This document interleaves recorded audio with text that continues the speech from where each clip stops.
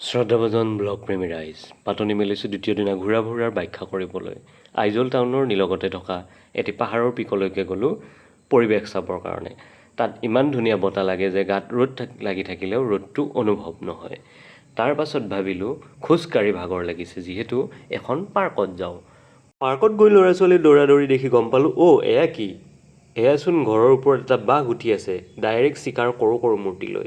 বাঘৰ এই ৰূপ দেখি লগে লগে মনলৈ আহিল ওপৰৱালাৰ কথা ভাবি চিধা পালোগৈ চলমন টেম্পল। বাহিৰৰ পৰা ইয়াৰ সুন্দৰ পৰিৱেশ, ভাবিলোঁ ভিতৰলৈকে যোৱাই ভাল। পিছে ৰ'ব ৰাইজসকল, ৰবিবাৰে কিন্তু ইয়াৰ গেট বন্ধ থাকে।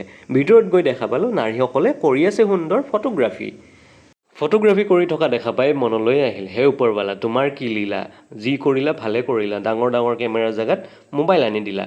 ওপৰৱালাক আৰু ওচৰৰ পৰা পাবলৈকে গ'লোঁ আইজল পিকলৈ গৈ দেখিলোঁ এয়া কি? এয়া হৈছে স্কাই ৱাকৰ মানুহবিলাকৰ ফূৰ্তিৰ বিষয়ে যীশুখ্ৰীষ্টদেৱৰ লগত অলপ আলোচনা কৰি আছিলোঁ।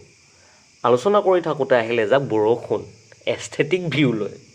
পিছে এস্থেটিক ভিউ লৈ থাকোঁতে বৰষুণত তিতি থাকোঁতে লাগিব বেমাৰ।